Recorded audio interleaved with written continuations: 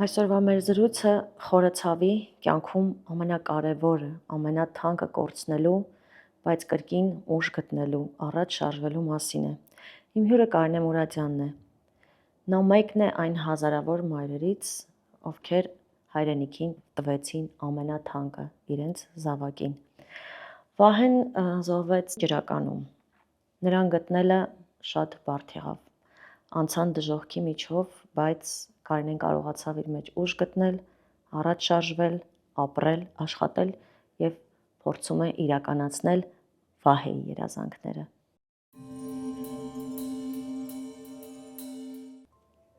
Իրականում առաջ իսկ պահից ես հասկացա, որ ես էլ Վահե չունեմ։ Ես այդ պահին ինքս էի լուռ։ Ընդհանրապես նայում էի երկինք ու ասում էի Վահե լուր դու։ Այդ պահին ասում եմ մենակ իրանք իմ երկու երեխեքներին իմ հետ վերջապես ինքը եկավ, չլսեմ ոչ մեկի լաց։ Ու ինքը խաղաղ մի հատ աննկարագրելի օդ էր այդտեղ կանգնած։ Մի բան հաստատ գիտեմ։ Մարդ ծնվում է առաքելությամբ։ Դա էլ իմ տղայի առաքելությունն էր, որին ես համակերպվեցի եւ ինչ-որ մտեղ ընդունեցի իր ընտրությունը։ Վահեն սրբացավ։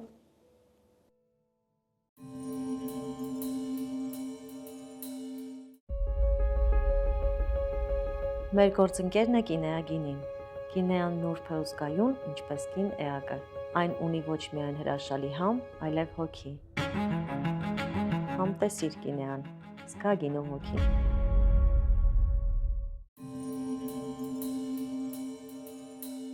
Կարինե, շնորհակալ եմ, որ համաձայնել ես այսօր գալ եւ կիսվել մեզ հետ քո պատմությամբ։ Ու քանի որ մենք իրար ճանաչում ենք շատ երկար տարիներ, առաջարկում եմ, որ մեր զրույցը ընթանա դույով, որովհետև դից ավելի կլինի, եթե մենք սկսենք դուքով խոսել, համաձայն ես, չէ՞ իմ հետ։ Կարծում եմ այդպես չէր էլ կարող լինել։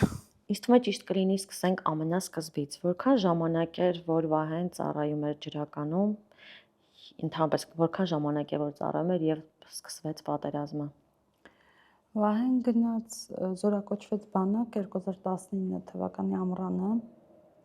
ծառայում էր տարի 3 ամիս, մնացել էր ընդամենը 9 ամիս զորացրվելու համար։ Ու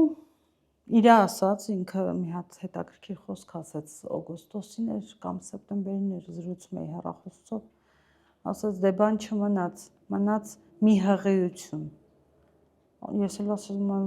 այսինքն մի հղիություն։ Խե դու գիտես հղիությունը ինչքան ժամանակ է, ասաց 9 ամիս չի։ Ասի հա, լավ, քոն ասի մի քիչ շատ է, դեպի 10 ամիս, ասում չէ, մնաց մի հղիություն։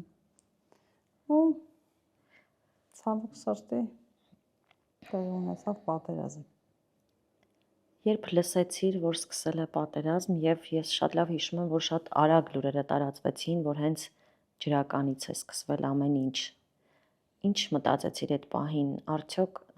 այդ վարքյանին մտածեցիր ամենավատը, մտքիդ ծայրով անցավ, որ կարող է Վահեի հետ նման բան պատահել, առաջին միտքը որ եկավ էլի։ Իրականում առաջ իսկ պահից ես հասկացա, որ ես էլ Վահե չունեմ։ Հենց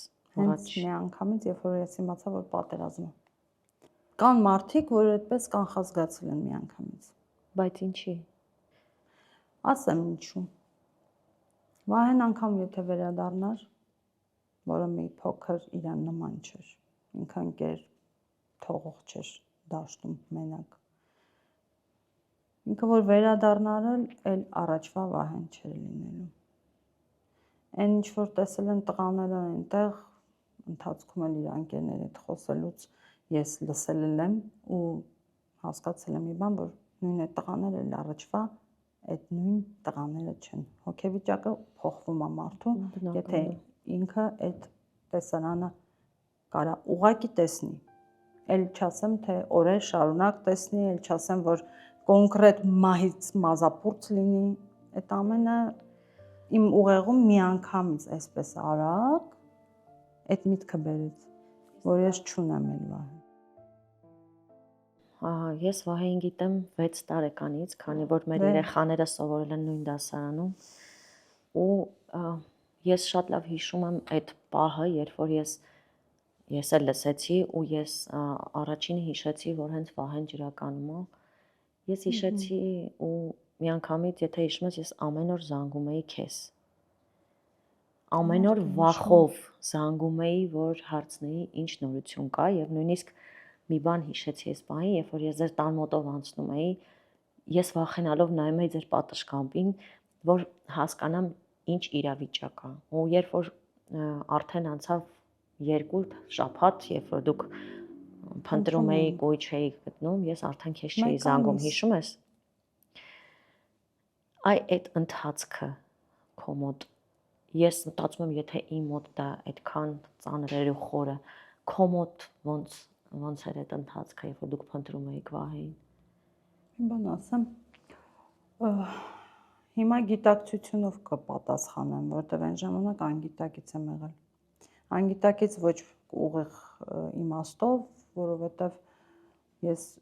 չափից շատ գիտակից էի ու ավելի կառավարում էի իմ էմոցիոնալ այդ ֆոնը, ավելի զգոն էի,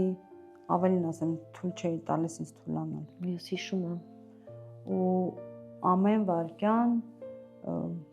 պահելով այդ ամենը, փորձում էի հասկանալ լավ ուր է Վահեն, ինչու լուր չունենք, փորձում էի շրջապատի բոլոր մարդկանցով հնարավորինս կապ ունի բանակի հետ, իրանցից հետաքրքրվեի լուր իմանա ինչ որ մի լուր։ Քանի օր էր։ 25 օր։ Ես հիշում եմ 25 օր հետո նոր մենք գտանք Վահեն։ Ես հիշում եմ, որ դուք բոլոր մարզերում եղաք։ Հա։ Եվ արդեն ես քո հետ կապը չէի պահում, որովհետև ես գնալով ոնց որ հույսը իմ մեջ մարում էր, ես հասկանում էի, որ ամեն անգամ կարող է լսեմ մի վատ բան ու դրա համար չգիտեի, երբ որ ես դա լսեմ, ինչ պիտի խոսեմ քո հետ։ Խոսել միշտ է կարելի է, բառեր միշտ կարելի է գտնել։ Պետք է անգամ միայն լռել։ Մարդ, որ փորձում է կարեկցի, հա, լռությունն էլ է խոսքեր այդ պահին, բայց ասենց ասեմ, ես այդ պահին ինքս էի լուռ։ Ընդհանրապես նայում էի երկինք ու ասում էի Վահե լուր դու։ Ընդհանրապես այդ ոչ մեկի հետ առանձնապես չէի շփվում, մաքսիմում փորձում էի վերցնել ինֆորմացիա, որտեղ կարար լիներ ինքը։ Ու այդ հետքերով գնում էինք։ Դու ինձ պատմեցիր քո երազը, հիշում ես։ Այդ միջև Վահեին գտնել էր, չէ՞։ Մի քանի երազներ, որոնք կոնկրետ հուշում էին իր իրավիճակը։ Ինձ հետաքրքիր ճանապարհ ա եղել 25 օրը։ Ես չեմ ուզում շատ խոսեմ, ամեն դեպքում ժամ էր կտևի, որ սկսեմ հատ-հատ ամբողջ ընթացքը օրերով, ժամերով ամենը հիշողությանս մեջ դաջված է ու ամեն երազ ինչ որ լուրեր, ինչ որ մեսիջեր։ Ես հիշում եմ մեկը կոնկրետ, որը դու ինձ պատմեցիր ու որից հետո դու ավելի ճիշտ ուղղությամբ գնացիր Վահեին գտնելու։ Դա հոկտեմբերի 19-ն էր։ Շատ հետաքրքիր էր, որ ինչ որ չափ ես խաղաղված էի, տարօրինակ հանգիստ։ Մինչ այդ պանիկա կար, ինչ որ տագնապային էր շատ, բայց այդ օրը արթնացա, երազից տեսել էի ջրականի դաշտերը։ Ու ամբողջը ականակոծված, հա, ու ես սենց քայլում էի, ուղղակի կանչում էի Վահե ուր ես, Վահե ուր ես։ Ու տեղ ծնկներիս վրա իջա հողի վրա, փորձում էի հողով ձայնս հասցնել իրան։ Կադրը փոխվեց, Վահեի գլուխը հողի միջից, հողապատ դեմքով բարձրացրեց գլուխը, ասեց ստեղ եմ։ Ես հիշում եմ, որ երբ որ մենք եկանք, ես եկա վերջին հրաժեշտը տալու, ես քեզ չմոտեցա, ես չկարողացա ուղղակի։ Ես չկարողացա մոտենալ, բայց դու ինչպես միշտ ուժեղ էիր։ Որտեղից ես կարողանում դու այդ ուժը գտնել։ Ոնց։ Հենց այդ օրվանից 25 օր ես հուսալքված էի կոնկրետ հոգիս ինձ թողել էր։ Վահեին, որ գտանք արդեն այդ հրաժեշտի օրը, ընդամենը ես այդ օրը ոչ մեկի չեմ նկատել, բացի իմ աղջկանից ու Վահեից։ Դագաղը փակ էր, հիշում ես։ Երբ որ ես ուղակի կպա իրան, փարվեցի իրան, իր հոգին ոնց որ ներթափանցել իմ ներս, ու ես ուղակի անջատվել եմ աշխարհից։ Այնտեղ բավականին մարդ ա եղել, ես ոչ ոքի չեմ նկատել։ Ընկերներս հետո ինձ ասում էին, քեզ սրսկել էին կամ չգիտեմ ինչ որ դեղորայք էին տվել, որ դու անջատված ես, մի տեսակ տրանսի մեջ ես, ես մենակ նկատում էի Սիրանին դիմացս ու Վահեին։ Ու եթե կհիշես, ես բոլորին ասում էի, բարձր չլացեք, վերջապես ինքը եկավ, չլսեմ ոչ մեկի լաց։ Ու ինքը խաղաղ մի հատ աննկարագրելի օդ էր այդտեղ կանգնած, դեմքեր չեմ հիշում, այդ պահին ասում եմ, մենակ իրանք իմ երկու երեխեքներն իմ հետ, ու այդպես շարունակ, մինչև այսօր, ինքը իմ հետ է, իմ ներսում է, շատ քայլերի մեջ, միշտ իր հետ խորհրդակցելով առաջ եմ գնում։ Դու միշտ ասում ես, որ Վահեն քեզ սովորեցրեց մնալ առանց իր։ Այ հենց այդ 25 օրն է, ինքը կոնկրետ Միջև էդ էլ, երբ որ ինքը դուք ուզում էիք անընդհատ գնալ, ինքը արգելում էր, ասում էր մի եկեք, չէ՞։ Ծառայության ընթացքում էլ, հա։ Ես չգիտեմ, փոքրուց իծնա երևի շատ ինքնավստահ, ինքնուրույն տղա էր։ Այնպես չի, որ հատուկ բան եմ արել դաստիարակության մեջ, որ այդպես դարավ։ Ինքը տենց ծնվել էր։ Դպրոցում էլ։ Հələ հիշի։ Առաջի դասարանից միշտ ինքնուրույն։ Չգիտեմ։ Միգուցե դա է, որ տարի 3 ամիսը պլյուս այդ մի ամիսը սովորեցրեց էլի մեզ։ Դաստիարակեց։ Երբ մեր հետ ինչ-որ մի բան տեղի է ունենում, մենք առաջինը ինքներս մեզ ենք հարցնում, ինչի դա մեզ հետ տեղի ունեցավ։ Երբևէ մտածել ես, ինչի դա եղավ կամ ինչի համար, որպեսզի ինչ լինի, այս դժվար հարցեր ինքդ քեզ տվել ես։ Բազմիցս։ Վահեին գտնելուց հետո ամենաառաջի անգամը, որ այդ հարցը ես տվել եմ, ընկերուհիս ինձ ասեց, մյուս անգամ մի հարցրու, տենց պիտի լիներ, դու մեղավոր չես։ Դե հետո երբ որ ինքդ քո հետ ես խոսում, ինքնըստինքյան, էլի փորձում ես գտնել պատասխան, ինչու։ Պատասխան չկա, անկեղծ չկա, որովհետև մինչև այսօր ես այդ պատասխանը չունեմ։ Մի բան հաստատ գիտեմ,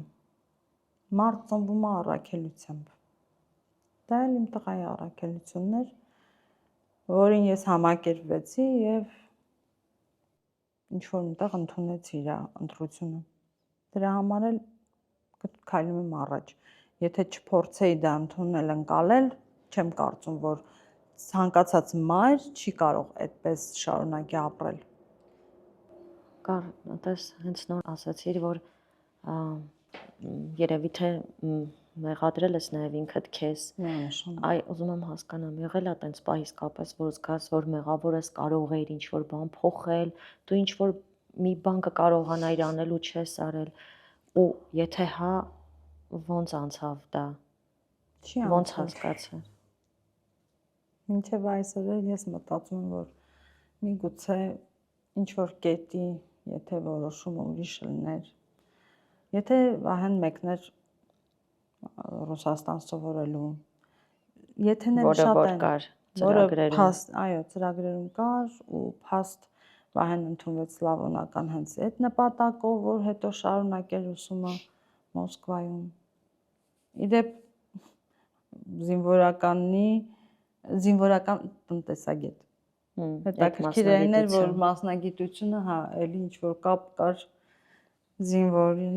զինվորականի հետ։ Այսինքն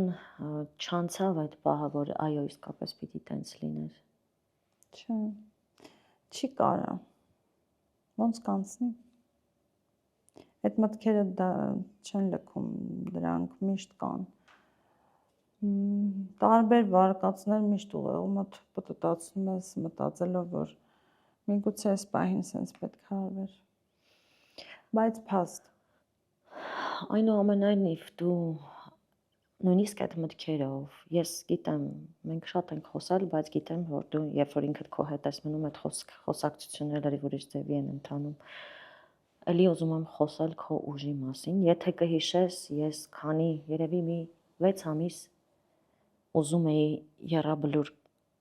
գնայի, բայց չէի կարողանում, որտեղ միշտ խուսափել եմ դրանից։ Ուղղակի այս անգամ սրտով չէի ուզում խուսափել, ուզում էի գայի անպայման, բայց չէր ստացվում ամիսներ շարունակ։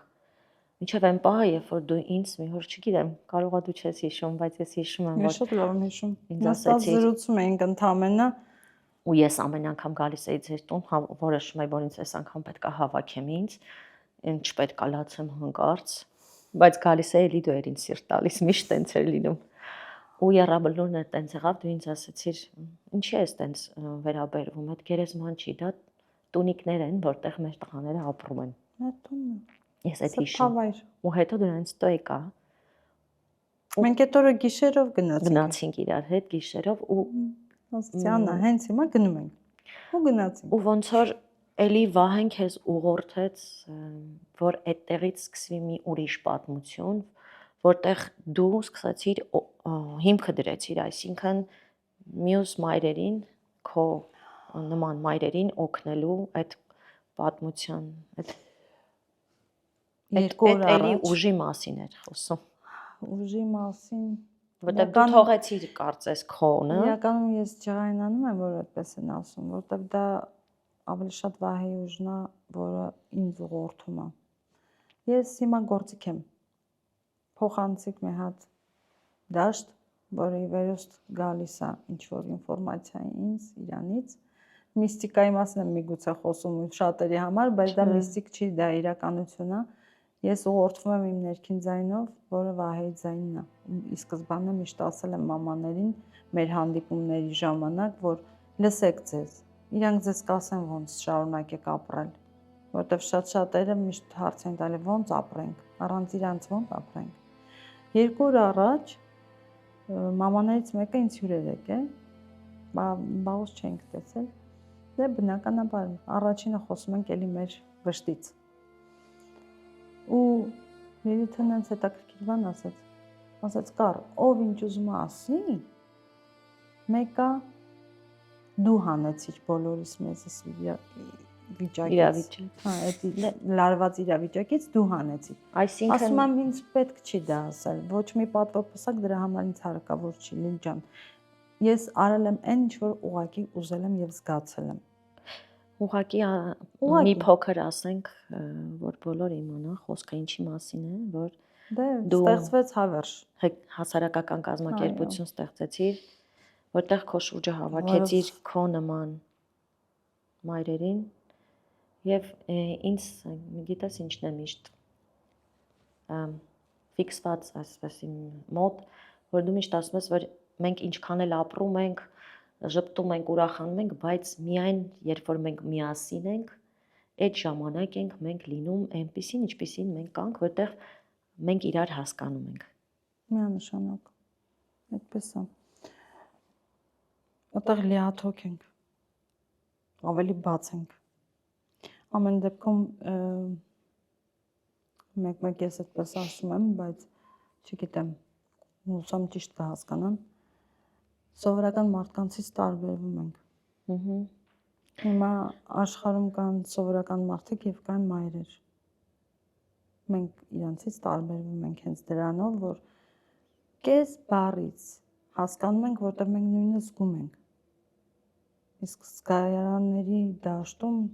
ինձ թվում է խաբել հնարավոր չի։ Այ երբ որ դու ասում ես, որ մենք իրար հետ ենք միայն լիարժեք, ինձ մոտ մի բան է առաջանում, մի հարց։ Շատ հաճախ մենք ընդհանրապես իմ կարծիքն եմ ասում, սա իմ սուբյեկտիվ կարծիքն է, որ մեր հասարակությունը ցավը, վիշտը ընկալելու բոլորովին այլ եղանակներ է պատկերացնում, այսինքն երբ որ կորցնում ես կյանքում քո ամենաթանկ բանը, օրինակ զավակիդ, դու այլևս չպետք է հագնես գունավոր հագուստ, չպետք է հասարակության մեջ ծիծաղես եւ նման շատ արգելքներ։ Արդյոք դու այ հենց սա էլ նկատի ունես եւ արդյոք իսկապես զգացել ես այդ պահ եւ իսկապես քո մաշկի վրա զգացել ես, որ ինչ որ մեկը խեթայացքով է նայում եւ քննադատում է։ Մենք որ գնացինք հանդիպման, ես սպիտակ վերնաշապիկով էի։ Ու առաջինը հենց դրա համար էի հագել, որ բոլորը հասկանան, որ դրա մեջ չի քո ներքին աշխարհը ընդհանրապես կապ չունի քո հագած հագուստի գույնի հետ։ Դրա մեջ չի ընդհանրապես քո արտացոլումը, վշտի ձևը։ Մենք բոլորս յուրովե ենք այդ ամենը տանում։ Իմ համար անգամ դա հպարտության արժանացնելու է, ասենք մարդ, որը կարողանում է բարձր, հա, գլխով, քթով, ոնց են ասում, պատվով տանի այդ ամենը։ Ես եկել եմ մի եզրակացության, որ հայ ազգը չի կարողանում ճիշտ վիշտ կրել։ Փորձում եմ շատ ճամփորդել, տարբեր ազգերի հետ խոսում եմ, ու ես տեսնում եմ մարդկանց նաև, որոնք ունեն նման դեպքեր իրենց կյանքում, բայց իրանք այդպես չեն։ Իրանք շատ sense տաքուկ անկյունում իրանք սրտի խորքում պահում են այդ ամեն ինչը, իրանք հոգում պահում են այդ ամեն ինչը, բայց արարում են, ապրում են, քայլում են առաջ, հպարտ, առավել եւս հպարտ։ Հատկապես պատերազմի ժամանակ զոհված տղաների գործը դա սխրանք է, դրանով պետք է հպարտանալ։ Չնայած մարզերում Հայաստանի Հանրապետությունում այդպես չի։ Ես էլի գիտեմ մամաներ, որոնք դժգոհում են ու բողոքում են հենց դրա դիմաց, որ հասարակության կարծիքի զոհ են դառել։ Ու ընկնում են դեպրեսիաների մեջ, մենք էլ մեր ծրագրերով բազմիցս մի քանիսին դաժան բերել ենք Երևան, որ օգնենք մարդկանց մի փոքր շունչ տանք ապրելու։ Այսինքն կյանքը ամեն դեպքում շարունակվում է։ Կյանքը շարունակվում է, կյանքը չի կարող կանգնել տեղում։ Եթե պետք է կանգնի տեղում, ուրեմն մոլորակը պետք է չլինի։ Իսկ մենք պետք է ապրենք հպարտ, պետք է ապրենք, արարենք, ապրենք մեր մյուս երեխեքը բա։ Ես միշտ ասել եմ ու կասեմ, այդ ամեն ինչից տուժում են հենց մեր ընտանիքի մյուս երեխաները, հատկապես եթե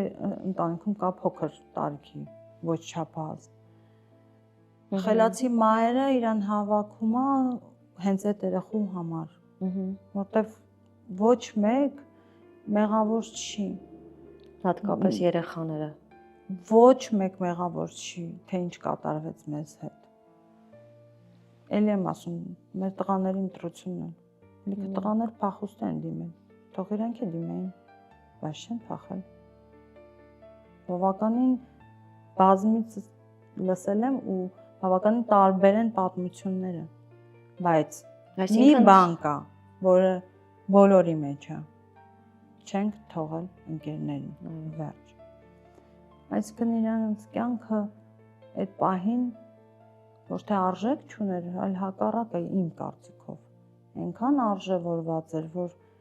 պատրաստ էր ընկերոջ համար, ազգի համար նվիրել։ Իսկ ոնց կարելի է դա անցնել այլ կերպ, ես չեմ հասկանում։ Վահիկից հետո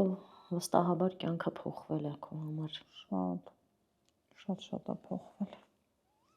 Գլոբալ առումով ինչն է, որ լրիվ այլ է դարձել։ Ես միշտ արժևորել եմ ավելի մարդկային հարաբերությունները, քան նյութականը։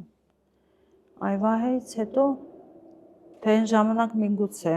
բոլորս էլ հա ձգտում ենք, չէ, ունենալ այս։ Միգուցե այն ժամանակ sense տոկոսային հարաբերությամբ ասեմ 50-50 էր, հիմա ավելի շատ 90-10 է։ Մարդկային հարաբերությունը եւ մարդու արժեքը։ Միանշանակ իսկ ինչի 10%, որ ունենանք հնարավորություն ապրելու ամեն դեպքում աշխատում ենք, որ լավ զգանք մեզ։ Բայց մարդկային արժեքը միանշանակ գերակշռում է։ Իսկ Վահիկը քո առաքելությունը այս կյանքում ավելի քո համար պարզ դարձրեց։ Իհարկե։ Այո, հետաքրքիր է։ Դու հիմա հարցեր ես տալիս, որոնք իմ կյանքի ճանապարհի կուլմինացիոն մտքերն են եղել։ 2020 թվականին հետաքրքիր մի անգամ տեն զրույց ունեցա աղջկաս հետ, ամուսնուց հետ։ Ես ասում էի, ես չեմ կարող մարդուն վատ արարք անեմ մարդու նկատմամբ։ Ես պետքա բարինարեմ, բոլորին պետքա լավ ինչ-որ ձևով Օգտակար լավ լինես։ բան անեմ իրանց համար։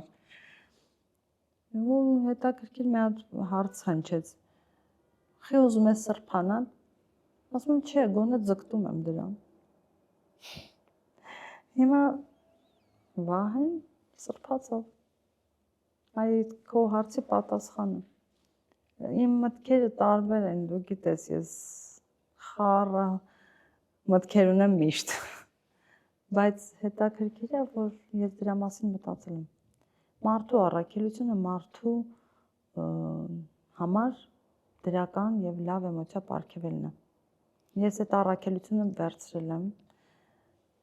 իսկ Վահեն էլ ավելի ամրապնդեց իմ մեջ դա։ Դրա համար էլ եւ նաեւ ստեղծվեց հավերժը։ Դա էր պատճառ նաեւ, որ ես հիմա ունեմ իմ շուրջը մարդիկ, որոնք դիմում են ինձ մասնագիտական, բայց ստանում են շատ ավելի շատ։ Շատ ավելի շատ, որովհետեւ ես եմ տալիս դա ու ես ուզում եմ դա տամ։ Ես գիտեմ, որ դուք Վահի հետ պլաններ ունեիք քո բիզնեսը զարգացնելու ու շատ մարդիկ վշտից հետո կոտրվում են, կորում է ապրելու ցանկությունը եւ ընդհանրապես որևէ բան անելու ցանկությունը, բայց դու ընդհակառակը որոշեցիր, որ պիտի իրականացնես բոլոր մտքերդ ու երևի հենց այդ պատճառով էլ նաեւ որոշեցիր, որ շարունակելու ես ուսումդ։ Եվ հիմա սովորում ես քեզանից շատ փոքր ուսանողների հետ։ Երեխեքիցս փոքր։ Երեխեքից փոքր։ Վահի հետ զարգացնելը բիզնեսը մի փոքր այլ էր։ Մասնագիտականի համար եմ հիմա ես ընդունվել, գիտես, ավելի խորացնում եմ դեպի բժշկություն, բայց միտքը բիզնեսի ավելի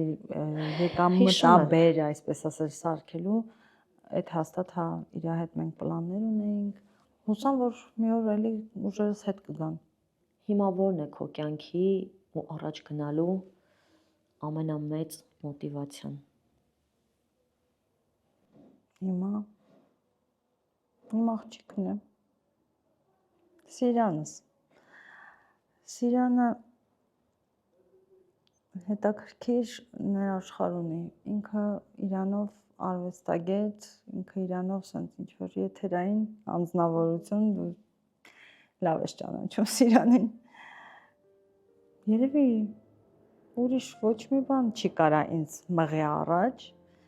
մենակ եմ, որ իմ աղջիկը պետքա ժպտա, այդ միտքը արդեն ինձ ուժ է տալիս։ Ամեն դեպքում Վահեն իր գործը շարունակում է, ի վերուստ մեզ հետևում է, մի բան էլ ասեմ, ավելին ասեմ, ինքն է կառավարում մեր կյանքը։ Կարծում ես։ Հա, միանշանակ։ Շատ դեպքեր են ապացուցել դա, շատ։ Հենց Սիրանի հետ կապված դեպքը, թե ոնց ինքը ընդունվեց ընդհանրապես Բարսելոնայում մագիստրատուրա, դա մի քիչ անհավատալու ու անհավանական պահ էր։ Ու թե ոնց ինքը այնտեղ մնաց, որտեղ իր եղբայրը այդպես էր ուզում։ Ու ես այդ արտահայտությունը արել եմ, ասեցի Սիրան, ախպերը չի ուզում, որ դու հետ գաս։ ու ինքը ընդունվեց։ Հիմա դու մտածում ես, որ ամեն ինչ կյանքում պիտի լինի, ի վերուստ կանխորոշված է եւ պիտի լինի այն, ինչ պիտի լինի։ Հենց այնպես ոչինչ չի լինում։ Այդ հաստատ։ Ես միշտ այդպես մտածել եմ, բայց Վահեն ապացուցեց, որ հա։ Հենց այնպես ոչինչ չի լինում։ Ի վերուստ ճակատագիր ասենք, թե առաքելություն ասենք, թե ուղի ասենք, անուն ինչ էլ դնենք։ Կար այսքան տարի անց ցավը մեղմանում է, թե փոխվում է ուրիշ ձևի է դառնում։ Երանգները տարբեր են, ցավը չի մեղմանում, ցավը չի կարող մեղմանալ։ Հասարակ վերքը երբ որ բաց է, իսկ դա բաց է, չի փակվում։ Անլոգիկ է, որ ցավը կարող մեղմանա։ Հակառակը խորություն է ստանում, կարոտը խեղդում է, դեպքեր են լինում, որ ճնշող են, որտեվ հասկանում ես, որ դու էլ չես ունենալու դա։ Չէ։ Ուղղակի ֆոնային փոփոխվում է։ Մենք ենք սովորում այդ ցավով ապրել ընդհանրապես։ Մեզ դրսևորել է ցավի մեջ adekvat գոնե։ Կյանքում այնպես է ստացվել, որ այս իրավիճակը անընդհատ կրկնվում է, այսինքն կարևոր չի թե որտեղ, բայց շատ են լինում դեպքեր, երբ մարդը անցնում է նման ցավի միջով, այսինքն զավակ է կորցնում, ծնող է կորցնում, շատ այդպիսին է կյանքը։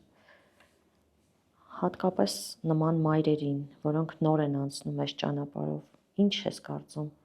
ինչը կարող է ուշ տալ։ Չեմ ուզում ասել ինչ խորհուրդ կտաս, այս դեպքում երևի խորհուրդը սխալ բառ կլինի։ Հետաքրքիր մի հատ միտք ասեմ։ Այդ նման վշտի տերը ինքնին արդեն խորը եւ իմաստավորված մարդ է ձևավորվում, որտեվ երբ որ դու դրա մեջ ես, դու սկսում ես լրիվ ուրիշ ձև մտածել, գիտակցելով, որ չես էլ ունենալու էլ երբեք անվերադարձ այդ ամենը, չես ունենալու երբեք, ասենք ես չեմ ունենալու երբեք էլ Վահե, ու ինքնըստինքյան մեր միտքը լրիվ ուրիշ ձև է սկսում աշխատել։ Մենք կառուցում ենք մեր իրականությունը այդ ձևով, բաց, ինչ-որ բացով։ Ես որպես խոսք հա իմ կողմից այդ մարդկանց ծնողներին, հա, ոչ միայն մայրերին, ծնողներին ու ավելին ասեմ, ընտանիքի անդամներին նույնպես, կասեմ մի բան, փորձեք գտնել ձեր կյանքում արժեք,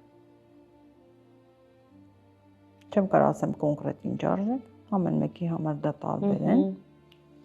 Ես կոնկրետ գտել եմ իմ գործը,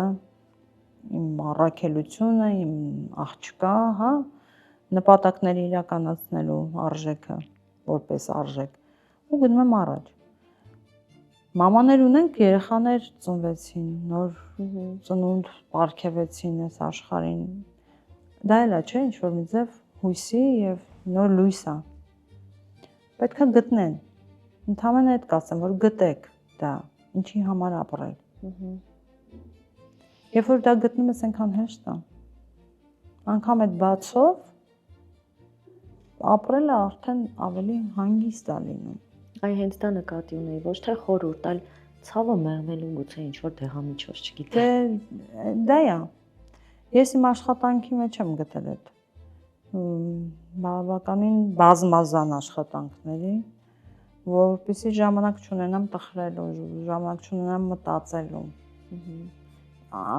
Այլ կերպ հնարավոր չի։ Ես չեմ կարող հիմա հերքեմ մի փաստ, որ ասենք Վահեն չկա։ Չեմ կարող, փաստ է։ Ես ֆիզիկապես ուզում եմ իմ տղային գրկեմ, չեմ կարող։ Ու աննորմալ չեմ դնեմ ինչ-որ երազանքներ, չէ, իրականությունն է պետք ընկալել ու ընդունել ու գտնել այդ լույսը, գտնել ու շարժվել դեպի լույսը։ Հեշտությամբ է այդ տրվում։ Չէ, շատ բարդ է։ Շատ բարդ է, որտեվ շատ մայրեր, հենց մայրեր, ինչի եմ ասում, որտեվ թող ինձներ են հայրերը, բայց մեկը մոր ներքին աշխարհը ու կապվածությունը երեխեքի հետ այլ է, շատ տարբեր է։ Շատ մայրեր ինչի չեն գտնում դա, որովհետև ինքներ իրանց չեն գտել դեռ։ Երբ որ իրանք իրանց գտնեն, մի փոքր հեշտանում է։ Չեմ կարող ասեմ, որ լրիվ է հեշտ, չէ, այսօր էլ մենք բարդ ճանապարհներ ենք անցնում, մինչև հասունանում ենք այդ մտքին։ Ինչ որ ձև ոտքներս էլ խփելով քարին, քայլում ենք առաջ, բայց գոնե ընկալունակությունը ուրիշ է։ Ցավին սկսում ես ուղակի զգալ ցավ, որտեղ դրանից ավել ցավ էլ չես կարող զգաս։ Մի անգամ էլ եմ ուզում շնորհակալություն հայտնել, որովհետև այն, որ խոսում ենք հիմա այդ մասին, այդ նույնպես մեծ ուժի մասին է կար։ Շնորհակալ եմ, որ եկար։ Ես շնորհակալ եմ այս զրույցի համար քեզ ու ընդհանրապես այսօրվա համար, հա, որ մենք ունենք այս հնարավորությունը մեր տղեկին, իրոք, որտեվ որ խորանում ենք, հա, այդ մտքի մեջ ինչ կարար ավելի վատ լիներ, մենք կարայինք ուղղակի ստեղ նստած չլինենք։ Իսկ քանի որ ունենք այն ինչ ունենք, այո, մեզնից հասնում է միայն լինել շնորհակալ։ Շնորհակալ եմ, որ եկար ու ուզում եմ բոլոր այն մտքերդ, որ ունես, որոնք ես գիտեմ, շուտ իրականանան։ Ուրիշ կերպ հնարավոր չի ինձ թվում։